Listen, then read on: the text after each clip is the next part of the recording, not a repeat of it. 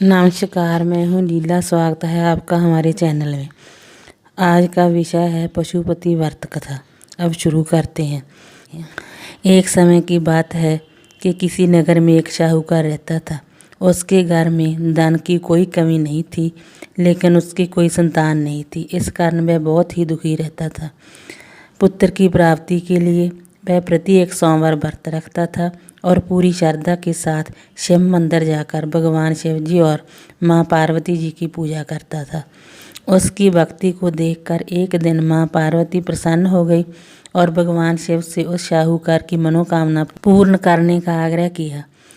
पार्वती जी की इच्छा सुनकर भगवान शिव ने कहा कि हे पार्वती, इस संसार में हर प्राणी को उसके कर्मों का फल मिलता है और जिसके भाग्य में जो हो उसे भोगना ही पड़ता है। लेकिन पार्वती जी ने साहूकार की भक्ति का मान रखने के लिए उसकी मनोकामना पूर्ण करने की इच्छा जताई। माँ पार्वती के आग्रह पर भगवान शिव जी ने साहूकार को पुत्र प्राप्ति का वरदान तो दे दिया, लेकिन साथ ही यह भी कहा कि उसके बालक की आयु केवल 12 वर्ष होगी। माता पार्वती और भगवान शिव की बातचीत को साहूकार सुन रहा था। उसे ना तो इस बात की खुशी थी और ना ही दुख। वह पहले की भांति भगवान शिव जी की पूजा करता रहा। कुछ समय के बाद साहूकार के घर एक सुंदर पुत्र का जन्म हुआ। जब वह बालक 11 वर्ष का हुआ तो उसे पढ़ने के लिए काशी भेज दिया गया। साहूकार ने पुत्र के मामा को बुलाकर उसे बहुत सारा दान दिया और कहा कि तुम इस बालक को काशी विद्या प्राप्त करने के लिए ले जाओ और मार्ग में यज्ञ कराना। जहाँ भी यज्ञ कराओ वहाँ ब्राह्मणों को भोजन कराते और दक्षिणा देते हुए जाना। दोनों मामा भांजे इस तरह यज्ञ कराते और ब्राह्मणों को दान दक्षिणा देते काशी की ओर चल पड़े। रात में एक नगर पड़ा जहाँ नगर की राजा की कन्या का विवाह था, लेकिन जिस राजकुमार से उसका विवाह होने वाला था वह एक आंख से काना था। राजकुमार के पिता ने अपने पुत्र के काना होने की बात को छिपाने के लिए एक चाल सोची। साहूकार के पुत्र को देखकर उसके मन में एक विचार आया। उसने सोचा, क्यों न इस लड़के को दुल्हा बनाकर राजकुमारी से विवाह करा दूं। विवाह के बाद इसको दान देकर विदा कर दूंगा और राजकुमारी को अपने नगर ले जाऊंगा।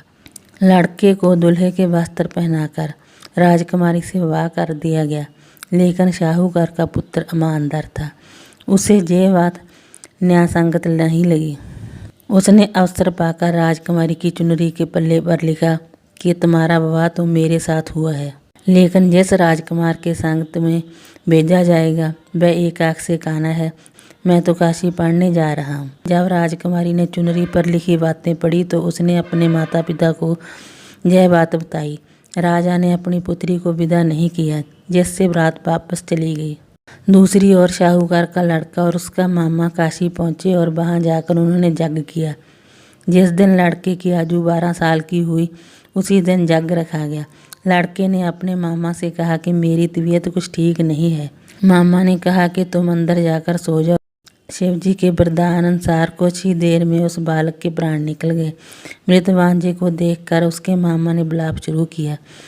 संयोगवश उसी समय भगवान शिव जी और माँ पार्वती उधर से जा रहे थे। माँ पार्वती ने भगवान से कहा, स्वामी, मुझे इसके रोने के स्वर सहन नहीं हो रहा। आप इस व्यक्ति के कष्ट को अवश्य दूर करें। जब भगवान शिव जी मृत बालक के समीप गए तो वह बोले कि यह उसी साहूकार का पुत्र है जिसे मैंने 12 वर्ष की आयु का वरदान दिया है। अब इसकी आयु पूरी हो चुकी है, लेकिन मातृभाव से बबूर माता पार्वती ने कहा कि हे महादेव, आप इस बालक को और आयु देने की कृपा करें, अन्यथा इसके वियोग में इसके माता पिता भी तड़प तड़प कर मर जाएंगे। माता पार्वती के आग्रह पर भगवान शिव ने उस लड़के को जीवित होने का वरदान दिया। भगवान शिव जी की कृपा से वह लड़का जीवित हो गया। शिक्षा समाप्त करके लड़का मामा के साथ अपने नगर की ओर चल दिया। दोनों चलते हुए उसी नगर में पहुंचे जहां उसका विवाह हुआ था। उस नगर में ही उन्होंने यज्ञ का आयोजन किया। उस लड़के के ससुर ने उसे पहचान लिया और महल में ले जाकर उसकी खातिरदारी की और अपनी पुत्री को विदा किया। इधर साहूकार और उसकी पत्नी भूखे प्यासे रहकर बेटे की प्रतीक्षा कर रहे थे। उन्होंने प्रण कर रखा था कि यदि उन्हें अपने बेटे की मृत्यु का समाचार मिला तो वह भी प्राण त्याग देंगे। परंतु अपने बेटे के जीवित होने का समाचार पाकर वह बेहद प्रसन्न हुए। उसी रात भगवान शिव ने व्यापारी के सपने में आकर कहा, हे श्रेष्ठी, मैंने तेरे सोमवार के व्रत करने और व्रत कथा सुनने से प्रसन्न होकर तेरे पुत्र को लंबी आयु प्रदान की है। इसी प्रकार जो कोई सोमवार का व्रत करता है या कथा सुनता है और पढ़ता है, उसके सभी दुख दूर होते हैं और समस्त मनोकामनाएं पूर्ण होती हैं। इसलिए पशुपति व्रत में इस कथा को अवश्य सुनें और अपनी समस्त मनोकामनाएं पूर्ण करें और सब नियमों का पालन करें। जय पशुपतिनाथ जी की जय हो। वीडियो अच्छी लगी हो तो लाइक कीजिए, शेयर कीजिए, सब्सक्राइब कीजिए। Thanks for watching this video.